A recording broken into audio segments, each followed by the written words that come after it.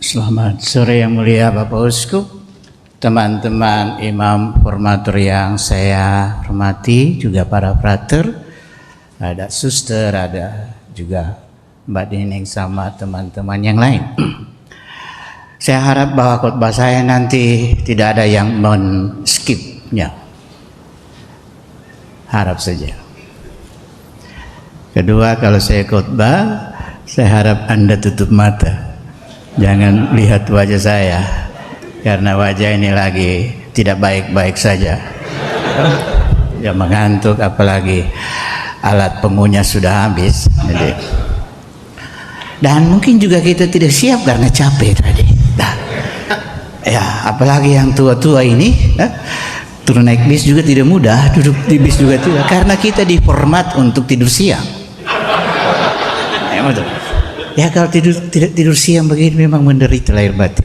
Nah, ya mungkin saya bercerita saja. Nah, saya bercerita saja. Cerita ini cerita orang Ambon bilang cerita Parlente. Tapi saya harap mengenal. Dan cerita ini juga mungkin Anda juga sudah pernah dengar. Ada 3 siswa. Satu asal Jawa, satu asal Manado, satu asal Papua. Lalu dulu kita di SD sudah belajar itu pelajaran bahasa Indonesia, ini Ibu Budi. Ibu tulis di papan tulis, ini Ibu Budi. Lalu Ibu bilang sama yang mana ada cuma ada baca. Mr. Berti misalnya. Yang mana ada baca, ini Ibu Budi. Ibu bilang 100, tepuk tangan, semua tepuk tangan. Lalu yang Jawa Tono atau Yono, coba kamu baca. Maaf kalau lidah saya bukan lidah Jawa. Lalu Yono baca, ini Ibu Budi. Lalu yang dari Papua, Frans, coba kau baca. Frans baca, ini Budi dia pun mama. Ya Ibu marah. Frans, coba kamu baca ulang. Salah itu baca. Coba Frans baca ulang. Dia tetap ulang. Ini Budi dia pun mama.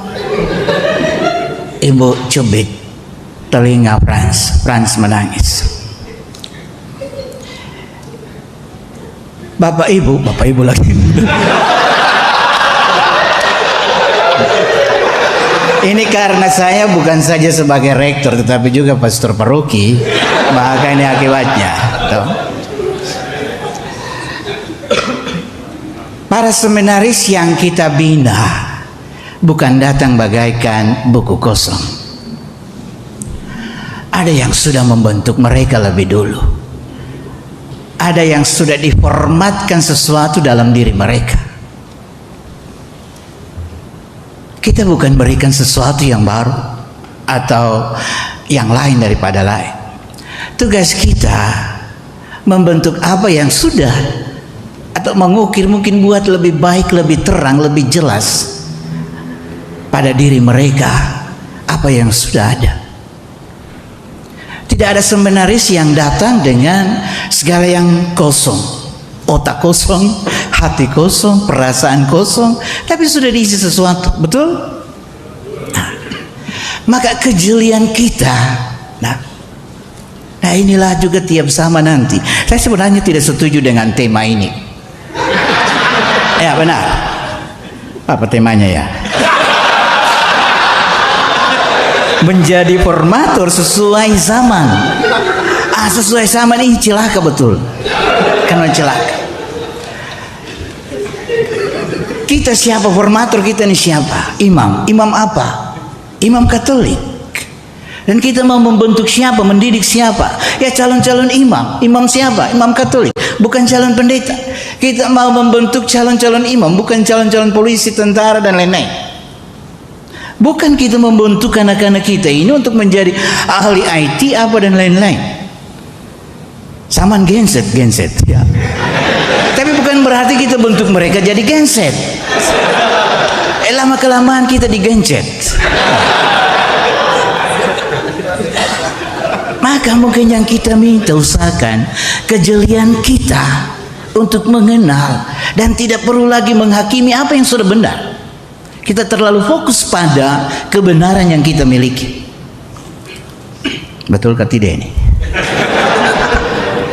Saya hampir bilang betul kah seng. Tuhan tolong. Maka kita bentuk menurut Kristus, titik. Kristus sendiri dia bilang, bukan aku tetapi Bapa. Sekarang kita mau arahkan para seminaris ini kemana? Kalau sesuai zaman, bukan sesuai Kristus.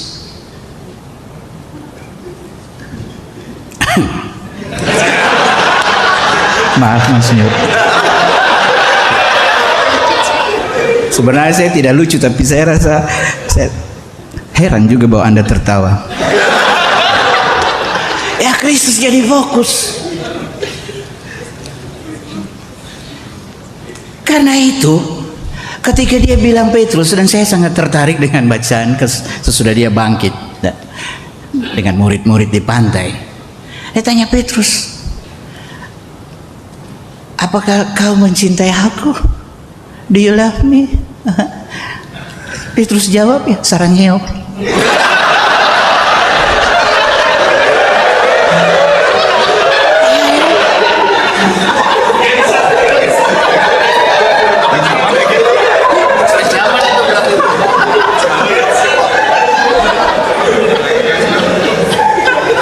Tetapi Petrus dia belum sadar dengan mungkin apa yang menjadi ucapannya.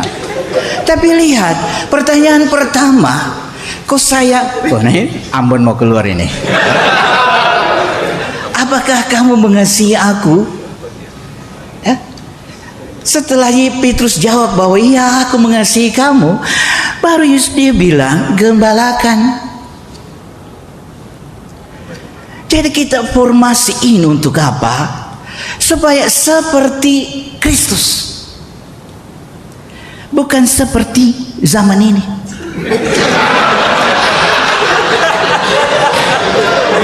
Terserah para ahli apa Anda dengan latar belakang filsafat apa mau mengkritik, silakan.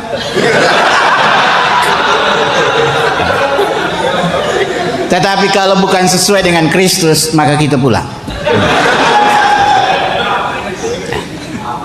Karena nanti, kita juga disebut, nanti mereka menjadi imam seperti kita, dan kita disebut alter Kristus, Kristus yang lain, bukan Suyono yang lain, bukan apalah Sabrina yang lain misalnya, tidak, menjadi Kristus yang lain. Keakraban pribadi mengalir dari sana, formasi itu, dan menyatu dengan kita. Kita akan disebut dalam perayaan Ekaristi, dan ini keistimewaan kita, mempersembahkan in persona Christi, dalam Kristus. Bukan sebuah slogan biasa, tetapi intimitas itu bersumber dari kesatuan itu. Formasi itu beranjak dari situ dan akhirnya juga bermuara di sana. Titik. Berikut cerita berikut yang ada hubungan dengan oma saya punya seekor kambing jantan berjenggot. Lalu pastor paroki kami dulu, Pastor Kaspers almarhum, beliau perut gendut, kalau duduk di kursi mau baca koran harus angkat sedikit karena kalau taruh di bawah tertutup dengan perutnya. Istilah orang Ambon polda, orang lambung dada, perut lambung dada. Satu kali dia berkhotbah oma saya ini. Kebetulan oma saya ini kambingnya baru mati hari Jumat kemarin, hari Jumat lalu. Dia menangis betul, rasa sedih. Bahkan kambingnya tidak mau dibuat jadi sentapan, tetapi dia bungkus dengan kain putih, kemudian dia buat penguburan. Untung tidak panggil pastor paroki, tapi dia sembahyang sedih. Hari Minggu pastor khotbah, dan oma saya duduk di depan. atau oma-oma dulu. Dan dia lihat pastor berkhotbah, oma menangis, terharu. Pastor Kasper berpikir, ketika melihat oma menangis, dan dia tambah semangat berkhotbah lagi. Semangat berkhotbah hebat, luar biasa. Nah dulu pastor-pastor dulu kalau berkhotbah ya mereka jalan keliling sambil berkhotbah. Dan dekat oma dan terharu, mungkin pastor berpikir khotbahnya mengharu-birukan sehingga oma menangis. Ketika lihat oma dan oma lihat beliau, oma lebih menangis lagi. Selesai misa, biasanya pegang tangan di depan pintu gereja, salaman. Sampai di oma lihat pastor oma menangis, pastor langsung peluk. Oma kenapa? Maaf kalau tadi kata-kata saya salah atau apa membuat oma menangis. Oma saya jawab apa? Pastor, saya lihat pastor, saya ingat saya punya kambing yang mati 3 hari lalu.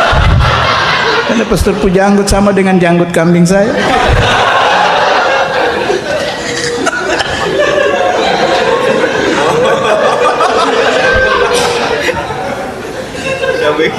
Kadang-kadang kita salah kaprah, tetapi saya singkirkan itu. Ini makna yang saya mau sampaikan. Nah, kita ini hadir membawa siapa? Tadi hampir sama dengan cerita pertama. Membawa Kristus dalam diri kita. Sehingga ketika kamu melihat saya, kamu melihat Bapa.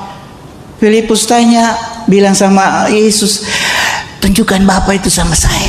Cukup. Yang lain.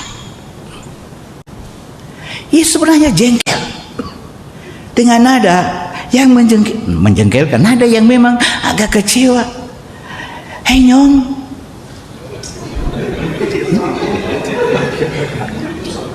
udah lama you tinggal dengan saya, kok tidak tahu Papa saya? Coba baca baik-baik dan baca dengan hati. Ada kejengkelan sedikit di situ. Ya siapa lihat saya, lihat Bapa. Seperti kita, saya tidak tahu siapa Romo rektor di Bogor, siapa? Saya tidak tahu bapaknya. Tapi setidaknya melihat beliau ada keserupaan dengan bapaknya. Betul ke tidak? Ada keserupaan yang mengarah ke sana. Nah, para formatur kita setidak-tidaknya, nah, mereka melihat kita, melihat formatur utama dalam diri kita.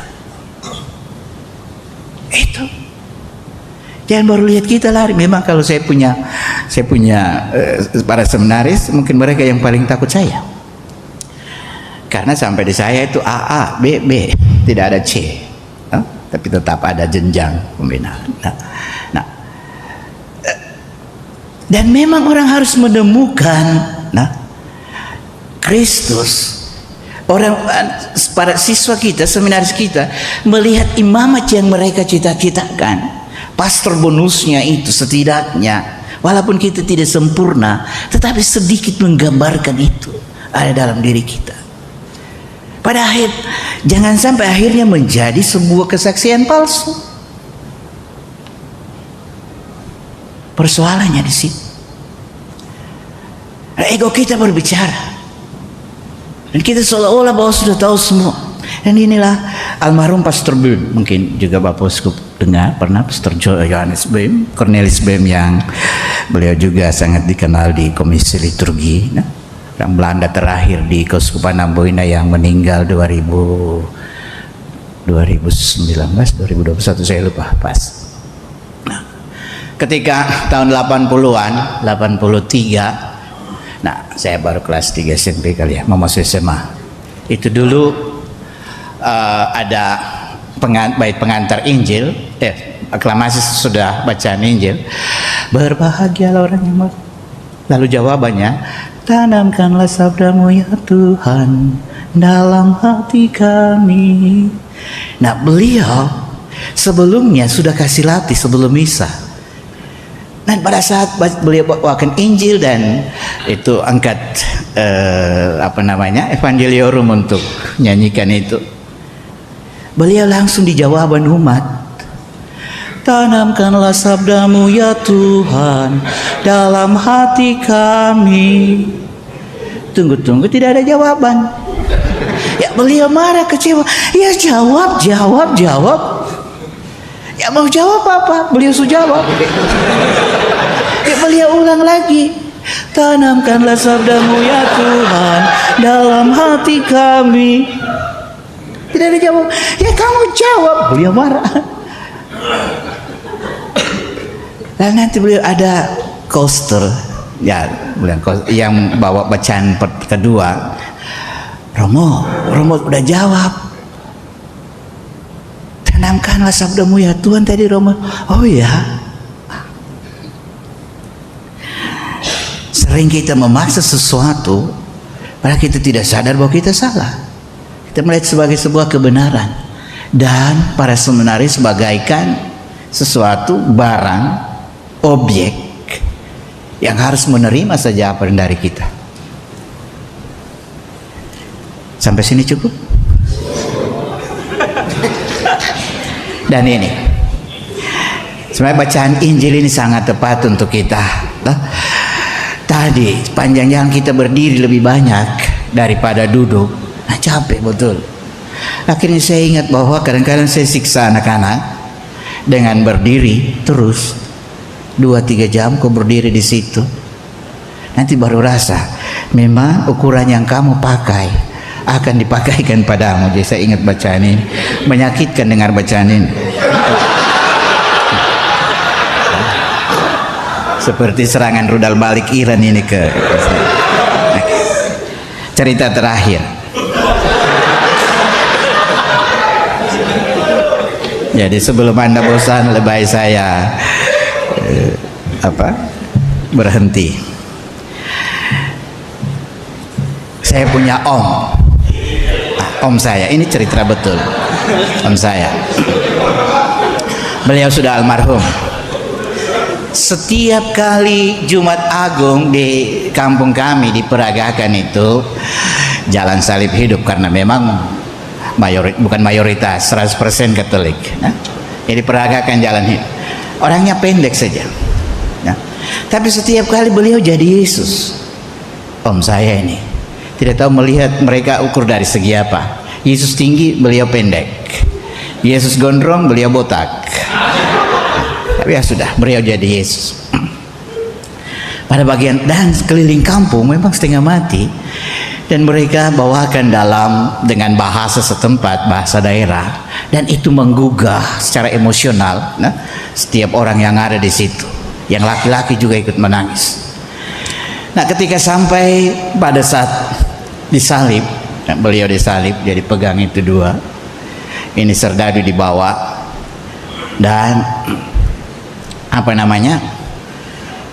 terakhir itu yang pencerita bilang, bagian terakhir sekali, lalu Yesus berseru dengan suara nyaring.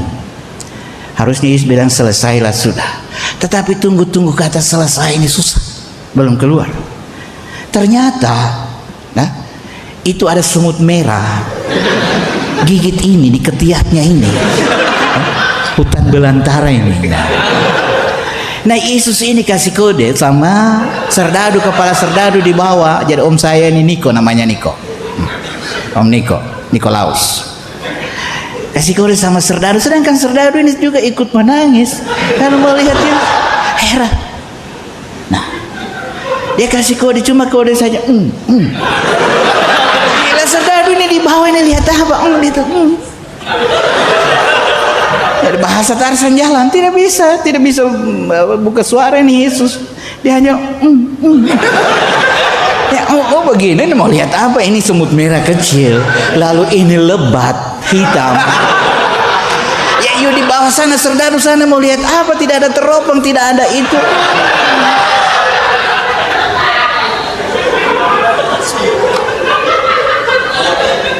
Tapi memang sakit. MC ulang lagi pencerita ulang lagi, lalu Yesus berseru dengan suara nyaring. Dia berpikir bahwa Yesus tidak dengar, karena riuh orang menangis. Kayak sudah tidak tahan. Yesus tidak bilang selesailah sudah. Dia lepas ini dan dia garuk. Dan Dan kami serentak berteriak, Yesus gagal mati.